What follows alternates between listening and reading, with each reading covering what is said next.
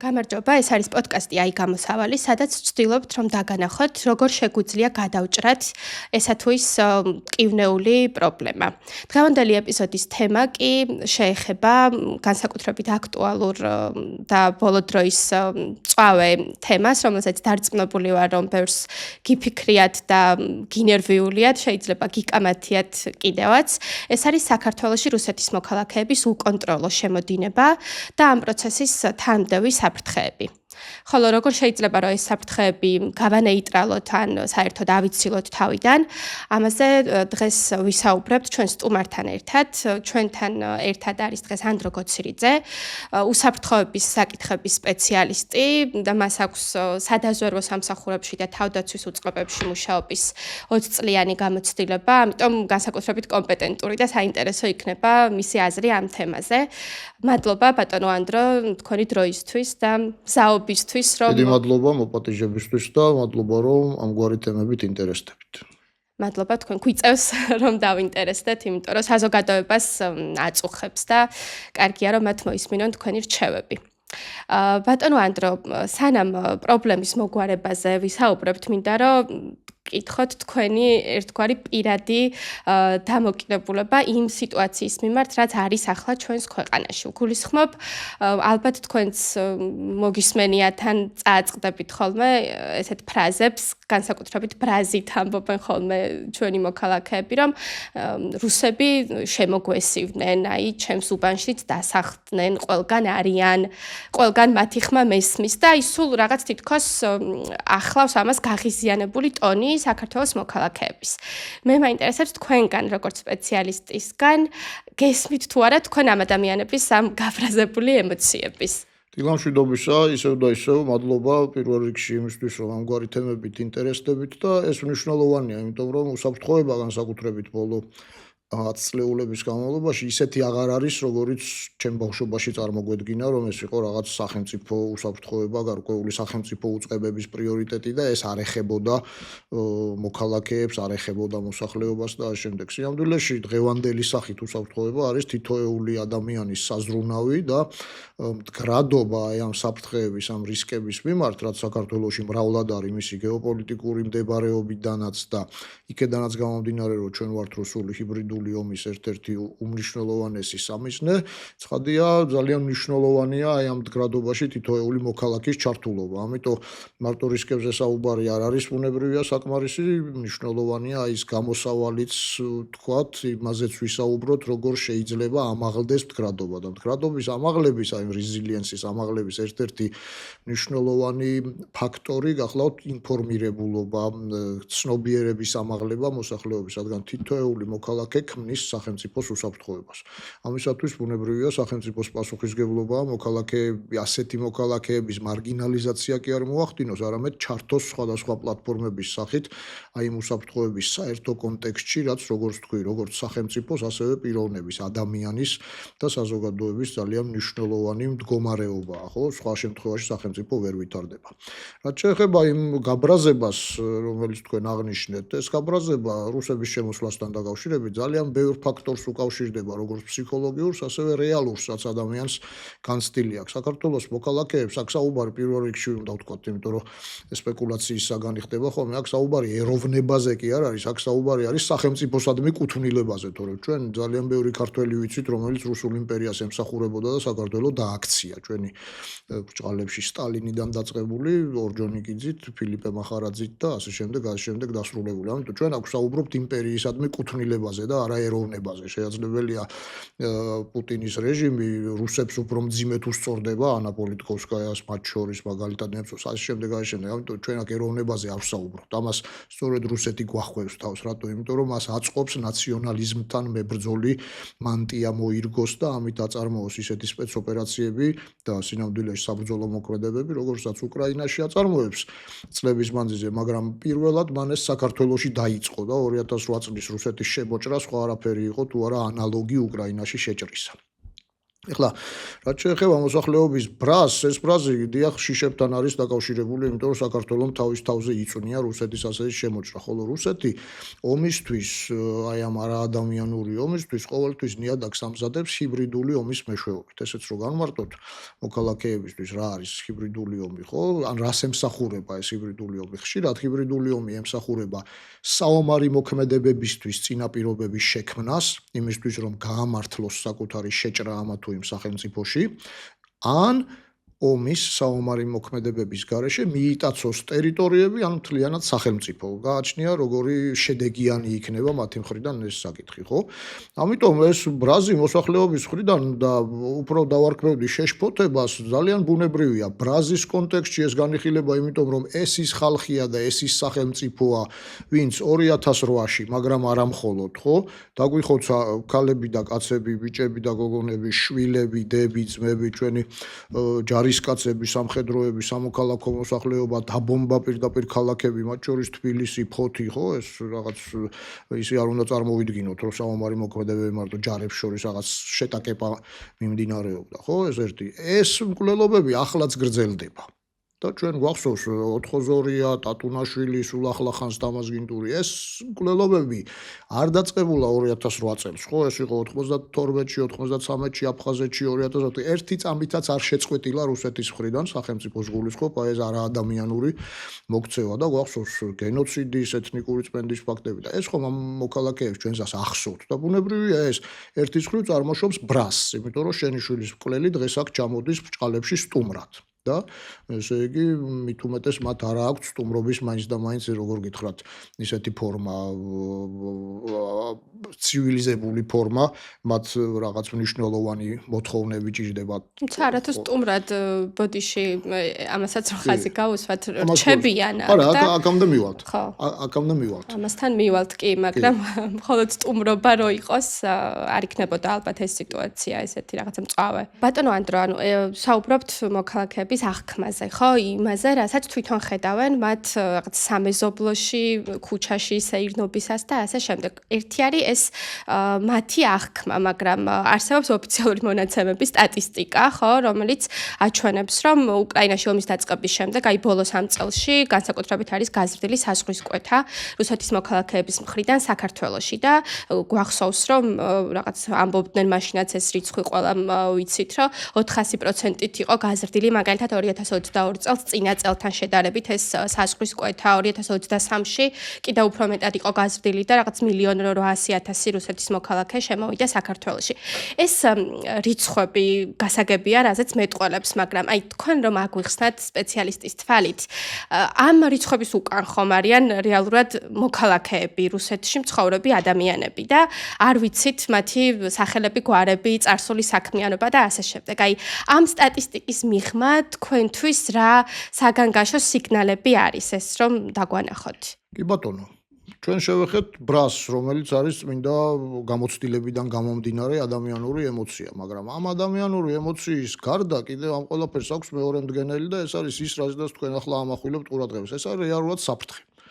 საფრთხე ნიშნავს იმას, რომ რუსეთი რომლის ტაქტიკა არის აი ეს ჰიბრიდული ომი, ანუ ეს რას ნიშნავს, რომ ის იყენებს ძირითადად არასამხედრო მეთოდებს ქვეყნის მისატაცებლად და მათ შორის ერთ-ერთი მნიშვნელოვანი მომენტი აქ ყველაფერი არის ეს მიგრაციული ნაკადები.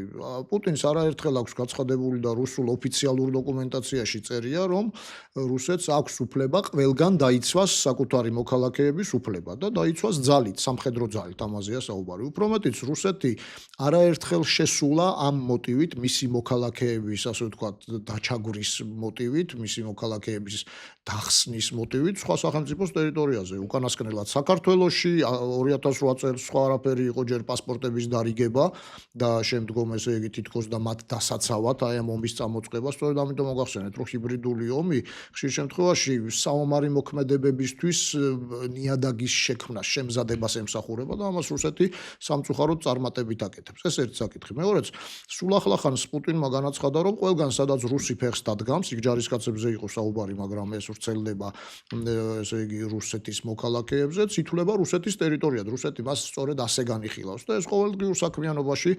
მტკიცდება, რომ რუსეთი ასე. ამიტომ ბუნებრივია, რომ ადამიანებს აქვთ ამის შიში, ამას საფრთხეთ აღიქვამენ, როდესაც უკონტროლო შემოდინება ხდება რუსი მოქალაქეების. ეს ერთი საკითხი. მეორე საკითხი, საქართველო გახლავთ ეკონომიკურად საკმაოდ მოწყვლადი ქვეყანა, ისევ და ისევ იქედან გამომდინარე, რომ რუსეთი ეკონომიკის ვეპონიზაციას ახდენს, ეკონომიკის იარაღად გამოყენებას ახდენს და ეს არის პოლიტიკური ბერკეტი მის ხელში. შესაბამისად ის რომ რუსები ითვისებენ საქართველოს მცირე და საშუალო ბიზნესისთვის განკუთვნილ ბაზარს, რუსი მოქალაქეები, ეს საქართველოსთვის დიდ პრობლემას წარმოადგენს რამდენიმე მიმართულებით. ჯერ ერთი იმიტომ, რომ დასახლდნენ რა აქ, განსაკუთრებით საკურორტო ზონებში, მათ შექმნეს საკუთარი ბიზნესები, საკუთარი კაფე, საკუთარი თქვათ სკოლები, საგანმანათლებლო ცენტრები, თავიდანვანებოთ სადაზვერვო მდგენელს, რომელზედაც შემდგომ ალბათ ვისაუბრებთ, მაგრამ წმინდა ეკონომიკური თვალსაზრისით ისინი ახდენენ ერთმანეთის ჩართვას ამ ბიზნესში, ერთმანეთის წახალისებას, რასაც ასევე გავაკეთებდით ქართველები, რომ ყოფილიყავით სხვა ქვეყანაში, ხო, ბუნებრივია, ავიღოთ რომ საერთოდ ცუდი განზრახვა არაფერი აქვს. რის შედეგადაც ქართველები, საქართველოს მოქალაქეები კარგავენ საკუთარ ბაზარს, საკუთარ ბიზნესს და ასე შემდეგ. მეორე გახლავთ ის, რომ რუსი ტურისტების მსხვილი ნაკადები, რუსული ბიზნესის როგორც მომხმარებლის შემოსვლა საქართველოს ბაზარზე ახდენს რუსულ ეკონომიკაზე ჩამოკიდებას, ამ ტურისტულ ნაკადებზე ჩამოკიდებას. წარმოიდგინეთ, რომ მცირე კაფეს მეპატრონე, მცირე რესტორნის მეპატრონე, რომელმაც აი ამ რუსული შემოსვლის შემდგომ გარკვეული ეკონომიკური წინსვლა, თქვათ, გარკვეული ეკონომიკური ხეირი ნახა, 2-3 წელიწადში, როგორც კი რუსეთი გადაწყვეტს, რომ ეს ტურისტული ნაკადები შეწყვიტოს ან შეზღუდოს პოლიტიკური მოსაზრებით, მაშინვე დადგება კრახის წინაშე. მაშინვე დადგება ფინანსური კოლაფსის წინაშე, მაშინვე დარჩება გადაუხდელი კრედიტები და ასე შემდეგ და ასე შემდეგ. და რუსეთი ამას აუცილებლად გადაწყვეტს მაშინვე, როგორც კი საქართველოს ხელისუფლების, ასე ვთქვათ, გეზი არ იქნება თანხვედრაში ამ რუსულ პუტინისტურ იდეოლოგიასთან. როგორც კი საქართველო გადაწყვეტს, რომ ისევ დაუბრუნდეს ევროინტეგრაციის გზას, რუსეთი ეცდება, რომ ეს ასე გააკეთოს და ამიტომ ამ კონტექსტში კი არის გავრცელებული ესეთი ფრაზა, რომ ფულს სუნი არ აქვს, მაგრამ ფულს სუნი აქვს, იმიტომ რომ ფული არ არის ფულის ნიშანი. შესაძლოა რუსულ რუბლს, კუპიურას თვითონ სუნი არ კონდეს, დარწმუნებული ვარ, რომ აქვს კიდევაც, მაგრამ ფული ხომ რეალურად პროდუქტია, ჩვეულებრივ, რომლის უკანაც დგას მისი მიწოდების ჯაჭვი, ხო, მთელი აი ეს მენეჯმენტი, ხო, გარკვეული. ამიტომ რუსულ ფულს აქ მოაქვს პოლიტიკური გავლენები, რაც არ უნდა პოლიტიკურად ნეიტრალური რუსეთის მოქალაქის მიერ ჩამოყალიბებული ბიზნესი იყოს. კიდევ და კიდევ ჯერ არ ვეხებით იმ პოლიტიკურ მდგენელს, რომელსაც სადაზვერვო მიმართულებით რუსეთი აუცილებლად გამოიყენებს. ეს ცალკე ეკონომიკაზეც, მაგრამ წმინდა ეკონომიკურად ამ ფულს სუნი აქვს. იმიტომ აქვს ამ ფულს სუნი, რომ ის დამოკიდებულს ხდის ძლივს გამომძვრალი რუსული ორბიტიდან გამოსულ ქართულ ბიზნესს. ისევ ხდება რუსეთის ტურისტებზე, რუს ტურისტებზე დამოკიდებული ჩვენი მცირე და საშუალო ბიზნესი. ამ მრჩევლების დიდი ნაწილი პოლიტიკურ კონტექსტში რო განვიხილოთ, ხო? ეს ყველა. შესაბამისად, აი ეს ადამიანები, რომლებიც გარკვეულ კეთილდღეობას ეზიარნენ, იმიტომ რომ 2022 წლიდან აქ ხდება ბევრი რუსი ტურისტის შემოსვლა, ისევ დადგებიან რისკის წინაშე, რომ ესე იგი მათი აი ეს ფინანსური გეპი წარმოიქმნება, როგორც კი რუსეთი გაიწვევს, თქვენ გახსოვთ 2005-2006 წლებში ქართული ღვინო, როდესაც დაბლოკა რუსეთმა, ქართველ მეღვინეებში ძალიან დიდი კოლაფსი იყო, სანამ სახელმწიფო მოახერხა და დაასტაბილურა და ბოლომდე მაინც ვერ ჩაანაცვლა გარკვეულწილად აი ეს რუსული ბაზრები, ხო? ამიტომ ეს საკითხი ესე. მეორე საკითხი კიდევ, რუსულ ფულს, ეს ფული ხო თავისთავად არ წარმოიქმნება.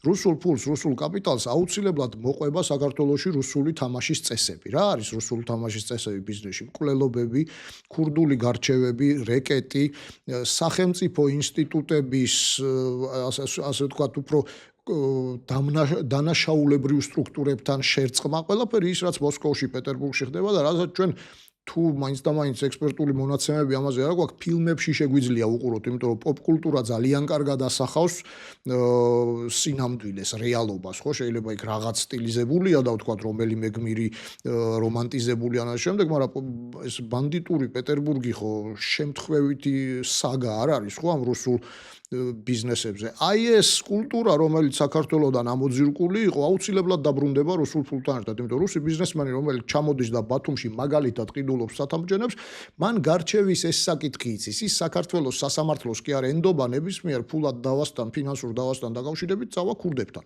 წავა ორგანიზებულ კრიმინალთან, ორგანიზებულ დანაშაულებრივ დაჯგუფებებთან, იმიტომ რომ რუსული მაფია ამ ტიპის ურთიერთობებით ცნობილია მთელ მსოფლიოში. ეს არის ის კონტექსტი, რომელსაც ჩვენი ამომრჩეველი ხვდება. და დასასრულს ჰიბრიდულ ომში როგორ აისახება ეს ყველაფერი, ხო?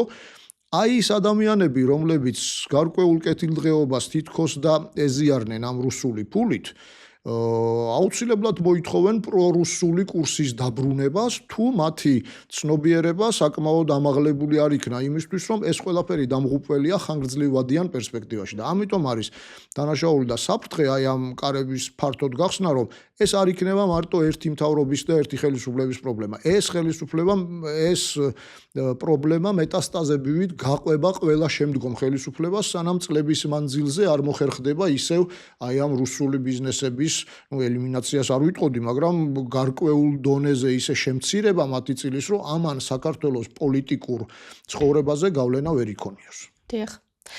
ბატონო ანდრო, თქვენ ახლა ისაუბრეთ გლობალურად, თქვათ ამ რაოდენობას, დიდი რაოდენობით მათ შემოსვლას და მე აქ დარჩენას და დამკვიდრებას რა საფრთხე შეიძლება ახლდეს, მაგრამ მინდა რომ ესეც გარკვევით აგვიხსნათ, რამდენად მნიშვნელოვანი არის რომ ინდივიდუალურადაც გვქონდეს ჩვენ წარმოდგენა იმაზე, ვინ არიან ეს ადამიანები.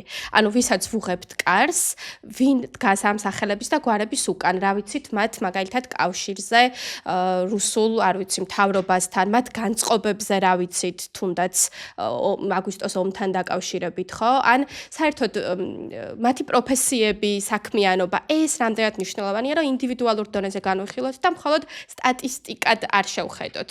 გასაგებია, რომ სტატისტიკაც საგან გაშუა, მაგრამ კონკრეტული ადამიანები თუ შეიძლება იყვნენ საფრთხე. ბუნებრივია ამ დონის მიმოსვლას, ამ დონის, ამ მასშტაბის მიგრაციულ პროცესებს რუსული სპეცსამსახური და პოლიტიკური მანქანა, რომელთანაც არის შერწყმული ეს სპეცსამსახური, აუცილებლად გამოიყენებს საკუთარი ინტერესების რეალიზაციისთვის. გლობალურ ჭრილში ეს ინტერესები არის გავლენების შექმნა, რაზედაც ჩვენ ვისაუბრეთ და ეს გავლენები შეიძლება საერთოდ არ იყოს ინდივიდზე მიბმული, უბრალოდ გლობალურ მასშტაბში ხდებოდეს ეს ყველაფერი, მაგრამ თავისთავად ცხადია, სადაზვერო ინტერესების განხორციელებისთვის აი ამ მიგრანტების საფარქვეშ ხშირად, ყოველ შემთხვევაში მნიშვნელოვანწილად მოხდება შემოჟონვა რუსი ჯაშუშების, რუსულ სპეცსამსახურთან დაკავშირებული ადამიანების, რომლებიც სხვადასხვა ღონისძიებას განახორციელებენ საქართველოში. ღონისძიებების სპექტრი შეიძლება იყოს ძალიან ფართო, დაწყებული ინფორმაციის მოპოვებით, ანალიტიკური მასალის შექმნით, ადგილზე ვითარების შესწავლით, ბიზნეს პრიორიტეტების გამოკვლევით, თქვათ რა არხებით შეიძლება რუსეთი შემოვიდეს საქართველოში, დაწყებული აი ამ ყველაფრით, დასრულებული სამხედრო სამიზნეების მონიშნით, გადაბირებით, რეკრუტინგით, მესამე ქვეყანაში ტერორისტული აქტების ჩატარებით, ანუ საქართველოს ტერიტორიის გამოყენება ტრანზიტისთვის სხვაგან გადასასვლელად, თქვენ იცით, რუსეთს არ აქვს მაინც და მაინც დალხინებული ურთიერთობა სომხეთთან, აზერბაიჯანთან, არც თურქეთთან, სხვათა შორის მით უმეტეს ევროპის ქვეყნებთან, თუმცა იქ სავიზო გარკვეული შეფერხებები აქვს და შესაძლოა ამ მხრივ საქართველოს მეტნაკლებად დაცული იყოს, მაგრამ ყოველ შემთხვევაში იყო კიდევაც მონაცემები, რომ საქართველოს მოინახულებდნენ ისეთი ადამიანები, რომლებიც მჭიდროდ იყვნენ დაკავშირებული რუსულ დაზვერვასთან. ეს ესპანურმა წყაროებმაც დაადასტურა ცოტა ხნის წინ, სხვადასხვა ევროპულ პერიოდიკაშიც გაჩნდა და ასე შემდეგ. ამიტომ ეს ბუნებრივი მოვლენაა. ჩვენ იმას კი არ ვამბობთ, რომ ეს რაღაც საქართველოს თავს განსაკუთრებული რაღაც ხდება. უბრალოდ ეს მნიშვნელოვანი და ცნობილი ქრესტომატია,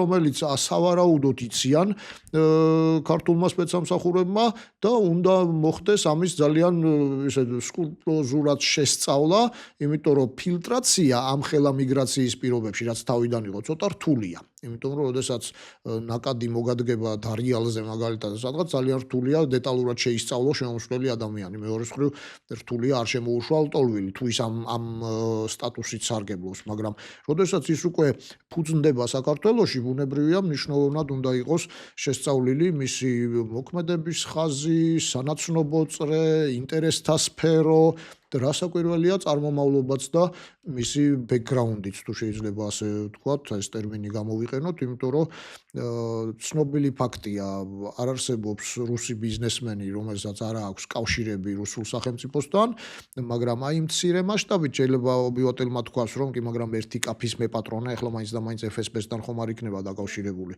რუსეთში ზღვარი პოლიტიკასა და ბიზნეს შორის, სპეცსამსახურსა და ბიზნეს შორის არის აბსოლუტურად წაშლილი.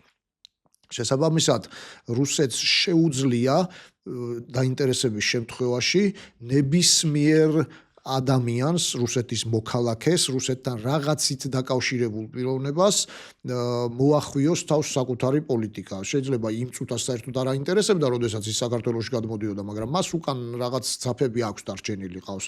ნათესავი, ახლობელი ბიზნესის რაღაც კუდები რუსეთში და დაინტერესების შემთხვევაში რუსეთი ამას აუცილებლად გამოიყენებს. აქ საკითხი დგას ერთადერთ რაღაცაში, აქვს თუ არა რუსეთს ინტერესი საქართველოს მიმართ. ახლა ეს შეკითხვა რო რიტორიკულია, ბუნებრივია მსმენელს ამის იდენტიფიკაცია არ გაუჭირდება. ბატონო ანდრო, თქვენ ახსენეთ პირდაპირ ეს რაღაც ბოლო დროს ცუდად გააქტუალურებული სიტყვა ჯაშუში, აგენტი და როდის არ იყო აქტუალური, ბიბლიური ომების დროიდან აქტუალური იყო, უბრალოდ ხო, დღეს ჩვენთვის მნიშვნელოვანია. კი ბატონო, და ისიც ახსენეთ, რომ შეიძლება ეს სადაზვერვო მიზნები იყოს განსხვავებულიო. ერთი მაგალითი მინდა მოგიყვანოთ, უბრალოდ ჩვენ მიერ გამოვლენილი ახლახანს გამოქვეყნებული ჟურნალისტური გამოძიებიდან. მინდა რომ კიდევ ერთხელ რაღაც ხაზი გაუსვათ ამას მსმენელისთვის და ამ ამბის შეფასება მინდა გთხოვოთ, რასთან გვაქვს საქმე. როცა საქართველოში, უკრაინაში ომის დაწყების შემდეგ ჩამოდის რუსი წყვილი, აქ ფუძნდებიან გურიაში, კერძოდ ირჩევენ რაღაც ერთ რეგიონს, იქ ერთ სოფელში ჩადიან, იწყებენ ბიზნეს საქმიანობას, მიწებს ზოგს ყიდულობენ, ზოგს ითვისებენ, აფუძნებენ კომპანიებს აქტიურად და ავრცელებენ იდეას, რომ სოფელ შუხუთში უნდათ, რაც არ უნდა სასაცილოდ ჟღერდეს კოსმოდრომის აგება. ამ იდეით მოკლედ გაეცნობიან ადგილობრივ მოსახლეობას, იწყებენ რაღაც ეგრეთ წოდებული საკონსერვო ქარხნის ბიზნესსაც და მერე ამ ადამიანებზე ვიგებთ და ამის დოკუმენტური მტკიცებულებები გვაქვს მოპოვებული. რა თქმა უნდა, ამას ასე დიდი ბრალდება არის სერიოზული და ამას ასე არ გავაჟღერებდით.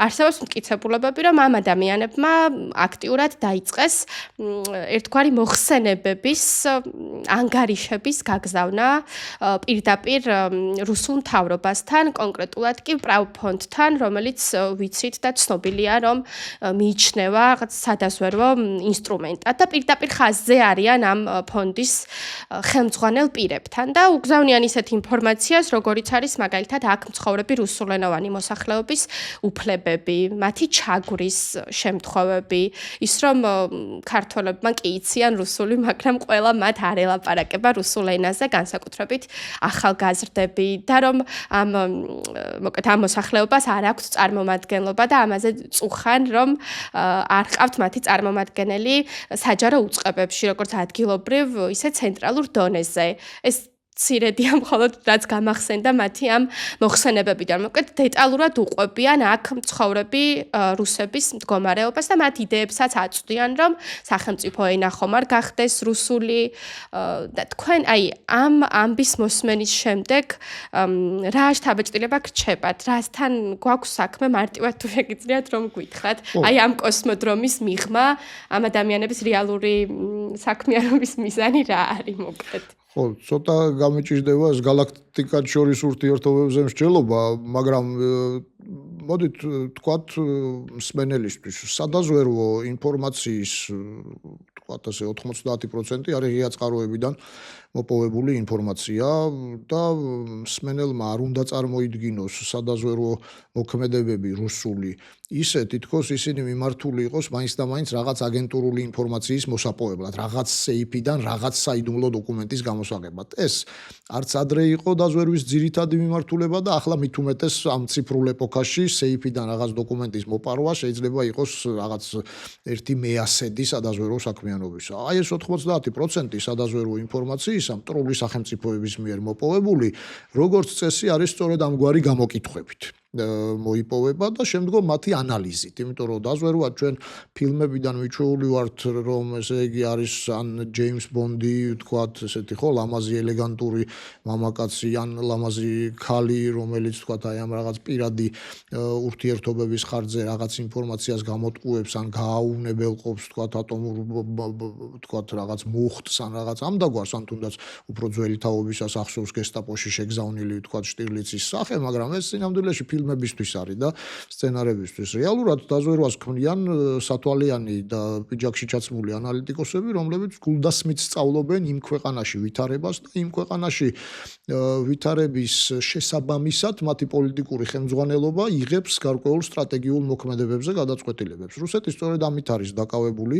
დღეს საქართველოში პირველ რიგში მოახდინოს აი იმ საქართველოში რუსეთის პოლიტიკის მიმართ ლოიალური ადამიანების ჯგუფების შექმნა და აი სწორედ იმ კონტექსტში წინა შეკითხვებს როგორც პასუხობდით, ხო? აი ასეთ ლოიალურ ადამიანებად იქცევიან ის ბიზნესმენები ან ის მცირე მეწარმეები, რომლებიც რუსულ ნაკადებზე არიან დამოკიდებული, იმიტომ რომ მათ კრედიტი აქვთ აღებული და თუ რუსი ტურისტი არ იქნება, მათ კრედიტის სანაცვლოდ ბანკი გაუყიდის სახლს. ძალიან მარტივი სქემაა, ხო? ამიტომ ხდება მათი როგორც აი ნივთიერებაზე დამოკიდებულების შექმნას გავს ეს ყველაფერი, ხო? ნარკოტიკულ ნივთიერებაზე, ალკოჰოლზე დამოკიდებულება როგორ იქნება, მცირე დოზებით მიწოდება და შემდგომ სასიცოცხლო აუცილებელი ხდება უკვე აი ამ ნივთიერების მიღება ადამიანისთვის, ხო? აი ასეთი რაღაცას გავს რუსული ფული და რუსული ეკონომიკა. ამიტომ აი ეს საკითხი, რასაც ახლა თქვენ ბრძანებთ, მე кейს არ ვიცნობ კონკრეტულად, მაგრამ თქვენი ნათქვამიდან გამომდინარე ძალიან საეჭვოა რომ ეს ყველაფერი სასიკეთო მიზნებით ხდებოდეს. სადაზვერვო ინფორმაციის მოპოვება ძალიან რთული გასარჩევია, სახელმწიფო მიზნებს ემსახურება, თუ შესაძლოა რომელიმე ბიზნესს უბრალოდ აინტერესებდეს, ხო, მაგალითად კოსმოდრომის განსავითარებლად, რაც არ უნდა утоპიურად ჟღერდეს ეს იდეა, თქვა გვაინტერესებს ადგილზე შექმნა. ეს ალიბია უბრალოდ. მე ამ სიტუაციას იმიტომ ვსწავლობ, რომ აქ მინდა კოსმოდრომი ჩამოვაყალიბო და მაინტერესებს, თქვა ბიზნესის გაგება როგორია ლეგენდა, ხო, აი ენას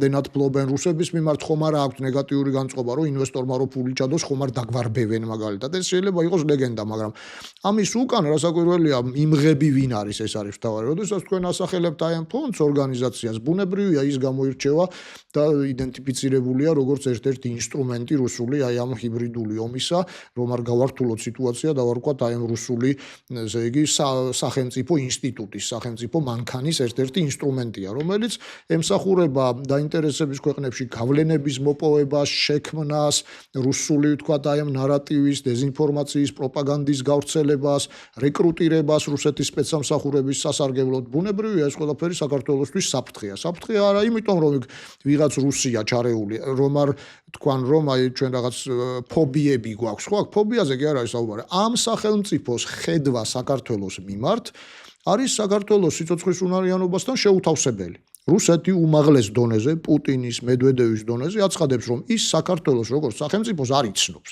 ის იცნობს თბილისის და ქუთაისის გუბერნიებს და სოხუმის სამხედრო ოკრუგს. ეს პუტინს აქვს გაცხადებული პირდაპირ და მედვედევს არაერთხელ. შესაბამისად, მისი ხედვა საქართველოს შესახებ არის საქართველოს სასიცოცხლო ინტერესებთან შეუთავსებელი. ამ კონტექსტში ბუნებრივია, როდესაც რუსული ბიზნესები სახლდებიან საქართველოში და მათ შორის ისინი ცდილობენ გარკვეული აი სენსიტიური ინფორმაციის მოპოვებას განწყობებზე, ეთნიკურ შემადგენლობაზე, დამოკიდებულებებზე, ვთქვათ, ხო, სხვადასხვა მოვლენის მიმართ, მათ შორის შეიძლება ეს იყოს თუნდაც იმის შესაფასებლად, დაზვერვის კუთხით, რამდენად რეზისტენტული იქნება საქართველოს მოქალაქეები, იქნებიან საქართველოს მოსახლეობა, რამდენად რეზისტენტული იქნება თუ კი რუსეთი გადაწყვეტს მაგალითად ოკუპირებას ტერიტორიის, თუ კი რუსეთი მაგალითად გადაწყვეტს ამა თუ იმ ეკონომიკური ბერკეტით საქართველოს ნების გატეხვას. ნებაში რა იგულისხმება? ევროატლანტიკური მისწრაფება, ხო? ნატოში ინტეგრაცია, დასავლური განვითარება. რუსეთი დიდად არც ევროინტეგრაციას დაგიდევთ საქართველოსას და არც, ესე იგი, ნატოში ინტეგრაციას. როგორ არ ადარდებს, მაგრამ ეს მისთვის ხანგრძლივი პერსპექტივა. რუსეთისთვის ეგზისტენციური პრობლემა, რატომ არის საქართველოს შეუთავსებელი რუსეთთან? იმიტომ რომ თუ კი რუსეთის საზღვართან იქნება განვითარებული დემოკრატია, არარუსული სახელმწიფო, არარუსული მოწყობის სახელმწიფო, მაშინ რუსეთს უდგება პრობლემები, რომლის მიხედვითაც შეიძლება იქ დაიწყოს დეზინტეგრაციული პროცესები. ჩრდილო კავკასიაში საქმე კარგად არ არის, თურქულენოვან ავტონომიებში, რომლებიც ზოგი 10-12 მილიონია, საქმე თლად კარგად არ აქვს და აი ეს პრობლემა, ამიტომ არის საქართველოს როგორც შემდგარი სახელმწიფო, შემდგარი დემოკრატია რუსეთისთვის მიუღებელი. თუ საქართველოს იქნება აღმოსავლური ტიპის გარკვეული ავტოკრატია, რაღაც დიქტატორული იმებით, გადახრებით, შუქჭრდილებით, რაღაც ნაცრისფერი ქვეყანა, რომელშიც მუდმივად არეულობებია, მაშინ რუსეთისთვის ეს მისაღებია, იმიტომ რომ აქ დასავლეთი არ შემოვა, მნიშვნელოვანი ინვესტიციები არ ჩაიდება, ეს იქნება რუსეთისთვის ერთგვარი ბუფერული ზონა და ამასთანავე გააკეთებს იმას, რაც უნდა, ვთქვათ, იგივე რუსული დანაშაულებრივი ბიზნესი, რომელზედაც სხვადასხვა დგას რუსული სახელმწიფო. რუსული სახელმწიფო არ დგას გადასახადის გადამხდელიდან ამოღებულ თანხებზე. ეს რომ ასე იყოს, მაშინ რუსეთში ყველაფერი წესრიგში იქნებოდა, იმიტომ ჩვენ სადაც თანხას ვიხდით, მე ნელ-ნელა შეიძლება დღეს ვერა, მაგრამ ხვალ ვსწავლობთ ამ თანხის გაკონტროლებას. თანხის გაკონტროლება ნიშნავს ხელისუფლების გაკონტროლებას. რას აკეთებ ჩემი მოცემული ფულით და რუსეთის სახელმწიფო და რუსულ ყაიდაზე მოწყობილი ყველა სახელმწიფო დგას ოლიგარქების შავ ფულზე. მე როგორც უმაღლესი ხელისუფალი ღმერთმა დამიფაროს, მაგრამ მაინც, ესე იგი, გაძლევთ თქვენ საშუალებას იშოვოთ დიდი ფული, არაკანონიერი გზით, კორუფციული გზით, თუმცა საჭიროების შემთხვევაში ამ ფულს გთხოვთ, რომ დაეხმარეთ ამით სახელმწიფოს, სინამდვილეში ჩემ რეჟიმს, მაგრამ სწორედ ეს არის პრობლემა, რეჟიმი და სახელმწიფო ამგვარ წარმონაქმნებში, ამგვარ იმპერიალისტურ წარმონაქმნებში არის შერწყმული. აბა ვინმე განასხვავებს პუტინის რეჟიმს და რუსეთის სახელმწიფოს ვერ განასხვავებს, ვერც წარმოუდგენიათ, ხო? იმიტომ რომ სახელმწიფო და პარტია. პარტიაც კი რაღაცნაირად გაბლარულია, ხო? ეხლა აბა იცით ხა პუტინი რომელ პარტიას წარმოადგენს, თქვენ კი იცით და მეც კი ვიცი, მაგრამ ამას ხომ მნიშვნელობა არ აქვს, ხვალ შეიძლება ერქვას იძინა ერასიაზე, შეიძლება ერქვას კომპარტია და ასე შემდეგ. რეჟიმი და სახელმწიფო და აი ამ მოდელის, ამ მოწყობის გადმოღრა საქართველოზე რუსეთის ორგანული ინტერესია, იმიტომ თუ საქართველო იქნება დემოკრატია, მაშინ რუსეთს აქვს პრობლემა უკვე, რომ სამხრეთ კავკასიაში მის უშუალო სამეზობლოში დემოკრატიამ გაიმარჯვა, ესე იგი დემოკრატია არ ყოფილა ეფემერული და რაღაც ესეთი წარუმატებელი წყობა. ძალიან დიდი მადლობა ბატონო ანდრო, ისე რომ არ გამოგვივიდეს, რომ რაღაცა შევაშინოთ მარტო ვინც გვისმენს და ეს პრობლემები საკმაოდ შემაშფოთებლად ჟღერს გასაგებია. ვისაუბროთ იმაზეც, რა შეიძლება იყოს ამ შექმნილი კრიზისული სიტუაციიდან გამოსავალი, ხო? მით უმეტეს თქვენ კომპეტენტური ხართ, რომ და თამამად გკითხავთ ამას. აი მაგალითად რომ წარმოვიდგინოთ ასეთი სცენარი, რომ ჩვენ რა თქმა უნდა, თუნდაც ისევ ამ кейსს რომ მივმართეთ სახელმწიფო უსაფრთხოების სამსახურსაც, გავიგეთ რომ იქამდე სხვებსაც მიუმართავთ, მაგალითად ამ წყვილის საეჭვო საქმიანობის შესახებ, ამ გურიაში არხიპოვების დამკვიდრებას გულისხმობ, მაგრამ იქედან ძვრა არ ყოფილა. ჩვენ მედია მიჩვეული ვართ, რომ არც კი გუპასუხობთ. აი რომ წარმოიდგინოთ, რომ საეჭვო სიტუაციის შესახებ მოქალაქემ ან მედიამ მოგმართათ, თქვენ რაღაცა ხართ მაგალითად წარმომადგენელი სახელმწიფო უსაფრთხოების სამსახურის და თქვენ ხელშია გადაწყვეტილების მიღება.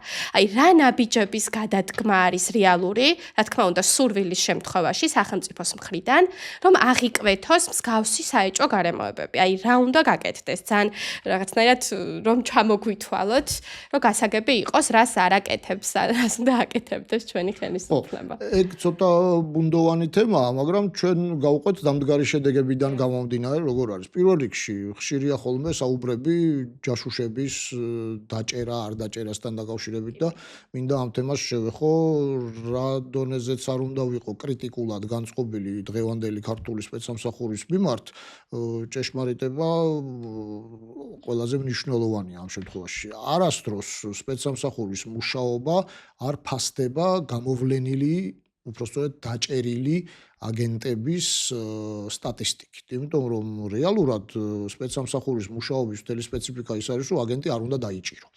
იმიტომ რომ როგორც კი აგენტს დაიჭერ, ინტერესი ხომ არ ქრება.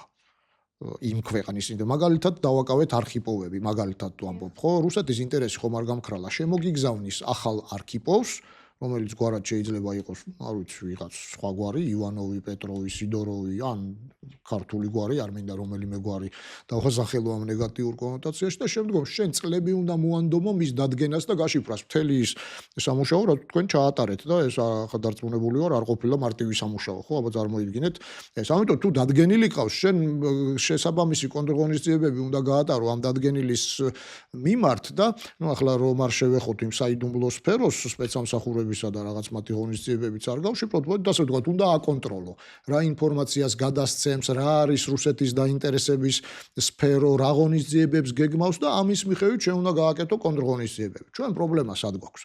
ჩვენ პრობლემა იმაში კი არა გვაქვს, რომ მათ ქართულ რუსეთის აგენტები დაჭერილი არ ყავთ.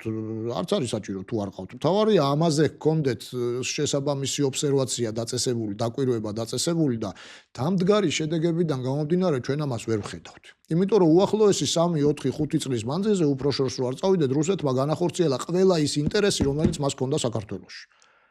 რუსეთმა განახორციელა ყველა ის ინტერესი და მეგეთქვით რა შეიძლება იყოს ეს ინტერესი და მოქალაქეებმაც ეს უბრალოდ უნდა იცოდეთ რა არის რუსეთის ინტერესი. რუსეთის უპირველესი ინტერესი იყო ძირგამომთხრელი საქმიანობა ჩვენ სტრატეგიულ პარტნიორებთან ურთიერთობაში. რითაც შეფერხდებოდა, ხანგრძლივადიანად დაზარალდებოდა ჩვენი ნატოში ინტეგრაციის გზა და ევროკავშირში ინტეგრაციის გზა. ეხლა მე თქვენ გეკითხებით, ეს შედეგი რუსეთის მიერ მიღწეული არის თუ არ არის? არის მიღწეული, იმიტომ რომ ამერიკის შეერთებულ შტატებთან სტრატეგიული პარტნიორობა არ არსებობს და აღარ არსებობს ამ ეტაპზე და რაც არ უნდა ვთქვა რომ ის ფურცელზე არსებობდა, ეს დიდი ტყუილია, იმიტომ რომ ფურცელზე როგორ არსებობდა, როდესაც ერთ ფაქტს გეტყვით, როგორც თავდაცვის წარმომადგენელი, ამერიკის შეერთებულმა შტატებმა აი ამ წლების მანძილზე გაწვრთნა ყველა ჩვენი ჯარისკაცი ასეულის დონეზე. ესე იგი, ასეულის დონეზე ვინც კი ვინმეს უმსახურია ქართულ ჯარში, ამერიკელების მიერ გაწვრთნილი და აღჭურვილია. წარმოიდგინეთ, ეს თუ ქაღალდზეა, ნუ მაშინ მეგობრობის სხვა ფორმა ელემენტარულად არ მესწრაფვა. აღარ ვსაუბრობ განათლებაში, ჯანდაცვაში, ცეჰეპატიტის ელიმინაციაში, ტურიზმში,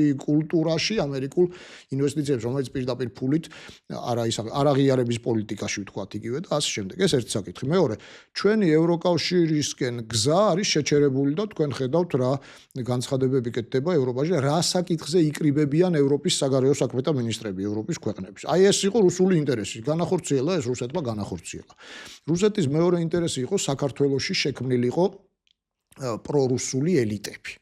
და გაჩენილიყო განცდა, რომ რუსულ ძალებს შეეძლოთ პარლამენტში შეღწევა და უკეთეს შემთხვევაში მთავრობაში გარკვეული წარმომადგენლობის შექმნა ძალიან ისეთი ახლა თუ შედეგებს დააკვირდებით რა დონის წარმომადგენლობა აქვს შექმნილი როგორ აქვს და როგორ არ იმალება ეს აბსოლუტურად შეიძლება 5-10 წლის წინ ჩვენ ეს ზღაპრადაც მიგვაჩნდა რომ შეეძლო ადამიანს პრორუსული განცხადება მე არ გულისხმობ დაბალანსებულ განცხადებას აშკარად პრორუსული განცხადება გაეკეთებინა პარლამენტის ტრიბუნიდან რომელიც ფაქტიურად დღეს უკვე აბსოლუტურად ერთპარტიულ ორგანოდ არის გადაქცეული და წარმომადგენლობას ნამდვილად ვერ დავაბრალებთ ხო თქვა და მეორეც სამთავრობო ტრიბუნიდან და მიაღწია ამას რუსეთმა მიაღწია.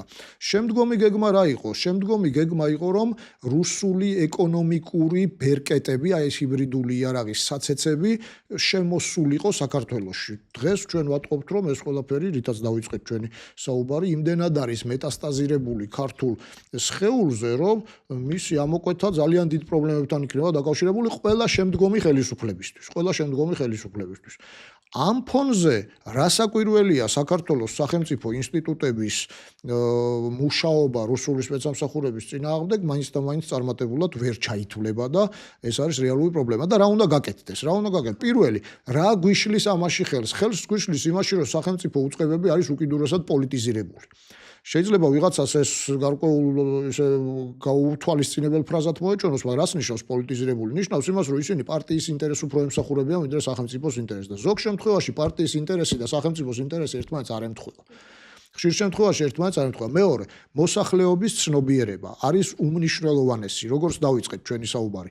დღევანდელი უსაფრთხოება არ არის მხოლოდ უსაფრთხოების სამინისტროს, კგბ-ს, სუსის და სხვადასხვა ინსტიტუტების საქმე. ეს არის თითოეული მოქალაქის საქმე. სხვა საქმეა, რომ მოქალაქეებს ამაში ზოგჯერ სახელმწიფო უწყებები ხელს უშლიან, მაგრამ სინამდვილეში სამოქალაქო თავდაცვა და თქვენ გქონდათ ამაზე ძალიან კარგი გადაცემა. აი ეს მდგრადობა, დეზინფორმაციის წინააღმდეგ რაღაც ბრძოლა ცნობიერების ამაღლება ეს არის უმნიშვნელოვანესი. ადამიანებმა უნდა იცოდნენ რომ ფულს სუნი აქვს და რა მოჰყვება რუსულ ბიზნესს, რუსული ბიზნესის დამკვიდრებას. შევაჯამოთ, ხო? პირველი, მოჰყვება სადაზვერვო ინფორმაციის და გავლენების მოპოვების არხების შექმნა რუსებისთვის, რაც საქართველოს მიიყვანს ხელმეორე ოკუპაციამდე, შესაძლებელია ანექსიამდეც, ცუდ შემთხვევაში. ადამიანებს ეშინიათ რუსეთის ომის, ხო? რუსეთთან ომის და ეს ბუნებრივია, არავის არ უნდა ომი, მით უმეტეს ვისაც ომი გვინახავს, მაგრამ ადამიანებმა უნდა იცოდნენ, რომ ომთან და უბედურებასთან, ტრაგედიასთან, სისხლისღვრასთან სწორედ ეს გზა მიგვიყვანს და არა რუსეთთან დისტანცირება. რუსეთთან ახლოს მისვლა მიგვიყვანს, რადგან ეს შეუქმნის რუსეთს საცეცებს და მოკლე საცეცებითაც არა აქვს ძალიან გრძელი საცეცები რუსეთს. ძალიან დასუსტებულია უკრაინაში ომისთვის. ჩვენ რაც უფრო უახლოვდებით, უფრო ხვდებით მისი ზემოქმედების არეალში. რაც უფრო მოშორდებით, არა აქვს შესაძლებლობა. თქვენ ხედავთ სომხეთში რა პროცესები მიმდინარეობს, აზერბაიჯანში რა პროცესები მიმდინარეობს და ჩვენ უახლოვდებით, შესაბამისად ხვდებით მისი ზემოქმედების არეალში. აი, თქვათ, ხანძრის წყაროსთან რაც უფრო ახლოს მივალთ, მით უფრო მეტი შანსია რომ ხანძარი გაგვიჩნდეს თუ რაც უფრო მოშორდებით მას, ხო? ბუნებრივია ეს ყველაფერი. ამიტომ ეს საკითხი არის ძალიან მნიშვნელოვანი. ადამიანებმა უნდა იცოდნენ რა მოაქვს რუსულ ეკონომიკას და აი ამ რუს მიგრანტებს საქართველოში, ხო? სადაზვერვო არხების და ამ საცეცების გაძლიერება და უფრო მეტი ზემოქმედების შექმნა, შეღწევის არეალის გაფართოება, ერთი საკითხი, ორგანიზებული კრიმინალის და ქურდული ინსტიტუტების მომძლავრება, იმიტომ რომ რუსული ფული პირდაპირ არის დამოკიდებული ამგვარ გარჩევებზე. არალეგალურ ოლიგარქიულ ბიზნესს შენ სასამართლოს იმედით ვერ აწარმოებ, რაც არ უნდა შერწყმული იყოს სახელმწიფოსთან, ყოველთვის რჩება დიდი ნიშა ორგანიზებული დამნაშავეებისთვის, რომლებიც რუსული გამოთქმა უნდა ვიხმარო, პაპანიაწიამ გაარჩევენ მე და თქვენ ბიზნეს ურთიერთობას და არა კანონების მიხედვით. აი ამ გაგებით გაარჩევენ, ვთქვათ, რომ რა ვის ეკუთვნის, თქვენ უფრო გეკუთვნით თუ მე უფრო მეკუთვნით და შესაბამისი დასჯის მეთოდები, შესაბამისი ზემოქმედების მეთოდები, დაწვა, რეკეტი, ცემა, მოკლა, დამწყდება და ასე შემდეგ. ეს მეორე საკითხი. მესამე საკითხი. ეს ინფილტრაცია და აი პენეტრაციის ეს დონე აუცილებლად გამოიწვევს დამოკიდებულების ზრდას რუსულ ბიზნესზე, რომელსაც რუსეთი აუცილებლად გამოიყენებს პოლიტიკურ ბერკეტად, იმიტომ რომ სამხედრო ბერკეტები ნაკლები და ნაკლები რჩება და აი ამ პოლიტიკური ბერკეტის გამოყენება იქნება ყველა შემდგომი მთავრობისთვის განგრძობადი პრობლემა, იმიტომ რომ ისე ძალიან გავს ნივთიერებაზე დამოკიდებულებას, ხო? თუ ადამიანი ხარ ნივთიერებაზე დამოკიდებული, შემდგომ აქედან გამოსვლა გადაწყვეტილების მიღების პროცესშიც კი, როდესაც მიიღებ გადაწყვეტილებას, რომ აღარ უნდა ვიყო ნივთიერებაზე დამოკიდებული, ძალიან ხანგრძლივი და მტკივნეული პროცესია და ყოველთვის გამარჯვებით არ მთავრდება ხოლმე. ყოველთვის გამარჯვებით არ მთავრდება. ხშირ შემთხვევაში ძალიან მნიშვნელოვან, თქვათ, ზიანს იწვევს წლების მანძილზე და აი სწორედ ეს დაახლოება რუსეთთან იწვევს მისი ზემოქმედების არეალში მოქცევას. ეს გამოიწვევს სწორედ ომს და არა რუსეთთან დისტანცირება და დაშორება. ბატონო ანდრო, აი მაინც მინდა რომ იქნებ რისი თქმაც შეგვიძლია, ის მაინც გითხრათ.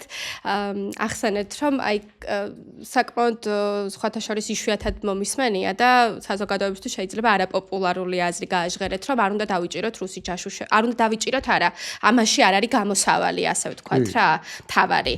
იმიტომ რომ ხშირად ჯაშუშის დაჭერა არ შეიძლება. დამეთანხმება ნებისმიერი ესე იგი წარმომადგენელი სპეცსამსახურის ვინც არ დამეთანხმება მის პროფესიონალიზმში მნიშვნელოვან შემოყარებაში. თქვენ რო ამ კითხვას ვამს არ მიკვირს, მე უბრალოდ მინდა გითხრათ, რომ თქვენ ახსენეთ, რომ თუ ანუ არ იჭერ, ამის ასე ვთქვათ საპირწონე არის, სანაცვლოდ უნდა იცოდე ვინ არის, რას აკეთებს, რას გზავნის და ასე ვთქვათ ჩვენს კონტროლს ქვეშ ყავდეს, ისე რომ ის ვერ ხვდებოდეს, რომ შენ აკონტროლებ. ამის გაკეთება, არ ვიცი, რამდენად შეიძლება მსმენელს დარჩა შთაბეჭდილება და ესეც მოგვისმენია ალბათ, რომ ჩვენ ქვეყანაში არ არის ძლიერი ოფიცრები არ გვყავს და მართლა ჯეიმს ბონდები ვერ გვეყოლება და ნუ არაუშავს და რუსებს თქვა ძლიერი სპეცსამსახურები ყავს და ჩვენ ერთგვარად სუსტები და უძლურები ვართ. ეს პროპაგანდაც არის, რომ აი შეიძლება ჩვენ ვერ შევძლოთ და ვერ გავაკონტროლოთ. ეს რა მეთოდებს მოიცავს, რისი გაჟღერებაც შეგვიძლია, რას გულისხმობთ, რომ აი მაგალითად გაიგეთ რაღაც გვარი, შემოვიდა შეტყობინება უსაფრთხოების სამსახურში, რომ ეს ხალხი საეჭოდ იქცევა, თან აგერ თურმე ყირიმშიც ყოფილან იმავე საქმიანობით, ომის შემდეგ შემოვიდნენ აქ, გზავნიან მოხსენებით ბარათებს და აი რა უნდა ქნას მაგალითად სუსმა.